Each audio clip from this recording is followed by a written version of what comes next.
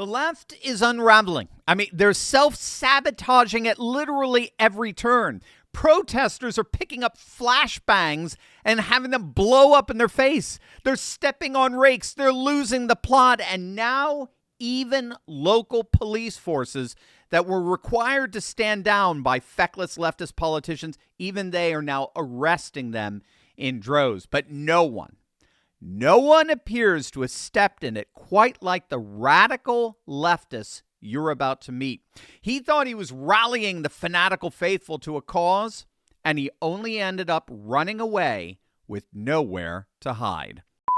Hey gang, it's me, Dr. Steve, your patron professor, celebrating yet another wonderful day in Trump's golden age that you made possible back in November 2024. So if you want a front row seat on how you continue to change the world in ways you never even imagined, make sure to smack that bell and subscribe button. Meet Kyle, a Minnesota Antifa member turned social media influencer. In fact, he's been called Minneapolis's Antifa general.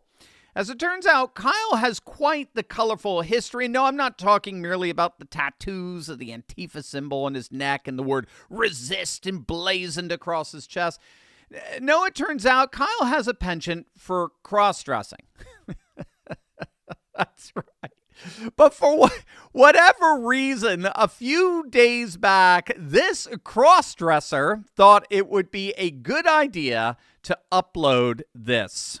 My name is Kyle, I'm Antifa, and there's so much rage in me that I've had to record this like 15 times trying to get the message out. They f***ed up, okay? Go watch my other videos, doesn't matter if you're not here and you're not caught up, you missed the fight. But if you are, it's time to suit up. Boots on the ground, Nicollet and 26th. My house is 4 blocks away. Anywhere between Franklin and Nicollet and 26th and Nicollet, show up, ready to go. Okay, not talking about peaceful protests anymore. We're not talking about having polite conversations anymore. I am talking specifically to my followers. This is everything I have talked about, and this is exactly what I said was going to happen. This is exactly what I said was going to come when we didn't go and march on Whipple with guns.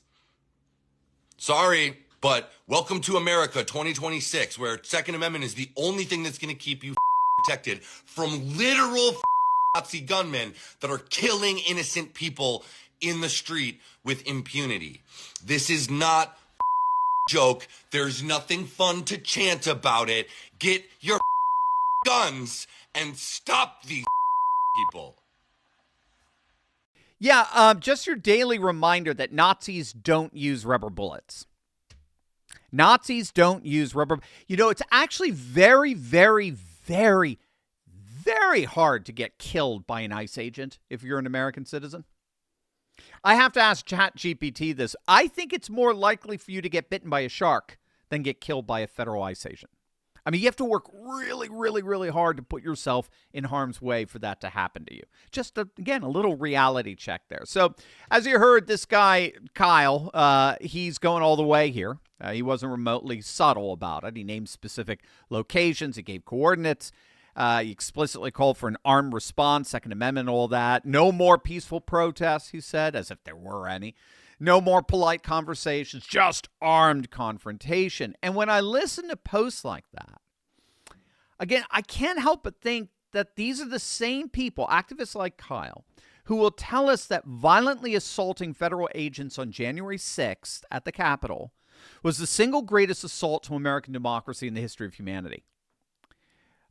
But now we're being told by these very same left-wing activists that violently assaulting federal officers is the duty of every morally responsible person. And that kind of cognitive dissonance among radical leftists was actually diagnosed formally in the work of the Polish psychologist Andrzej Lobachevsky in his study of what's called political ponerology. Ponerology comes from the Greek word poneros, which means evil. Political ponerology, the study of political evil. And what Lobachevsky did is he studied European leftists for 40 years, particularly European Marxists. And he concluded after 40 years of study that these people, these leftists, were all psychopaths. That was Lobachevsky, this psychologist's conclusion. These leftists, after studying for 40 years, he concluded they were all psychopaths. They were narcissistic psychopaths. And as part of that psychopathy, they took pleasure in manipulating people in ways that harmed them deliberately. And so logical consistency took a back seat to manipulative malevolence. And I do think in the end, these people, the new left that we're seeing, as they're called, are united in their utter and total hatred for our country. So if J6 and the celebration of law enforcement, federal law for federal agents in D.C., if that can be exploited in some way to destroy Trump and the MAGA movement, great. But if vilifying and confronting those same federal law enforcement agents in Minneapolis, if that's the key to destroying Trump and the MAGA movement, great, right? So logic takes a back seat to loathing. These people are psychopaths. They hate. They literally want to burn the whole thing down.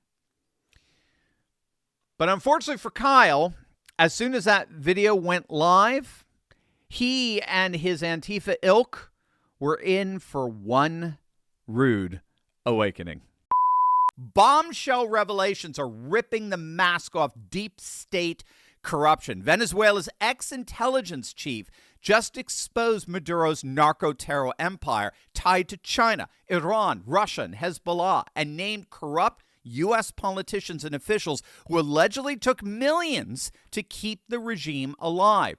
Those same dishonest forces are also sabotaging our financial system right here at home, draining your retirement savings to fund their globalist agenda. President Trump is leading the fight back, building a strategic Bitcoin reserve and opening retirement accounts to crypto. Follow his lead. Move your wealth into crypto assets like Block Trust IRA. Their Animus AI platform has outperformed Bitcoin by 250% since 2020, providing essential wealth defense against the deep state's thieving tentacles. Go to turleytalkscrypto.com right now and get a free $2,500 funding bonus when you open your account. That's turleytalkscrypto.com to secure your family's future today.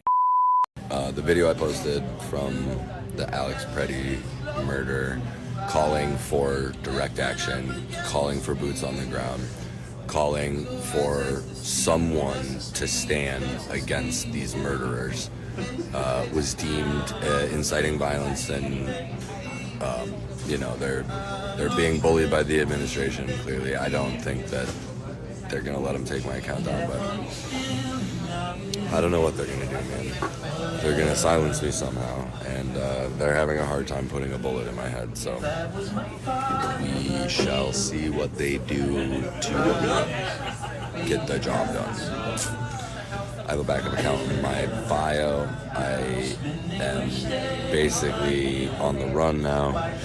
I have safe places and I have evacuations planned out, but the way things are going, I'm going to have to be very resourceful, and that's going to take support. So, Yeah, well, that's officially what we call the find out stage of F around and find out, FAFO. After all that bravado, after all the threats and calls for literal insurrection, the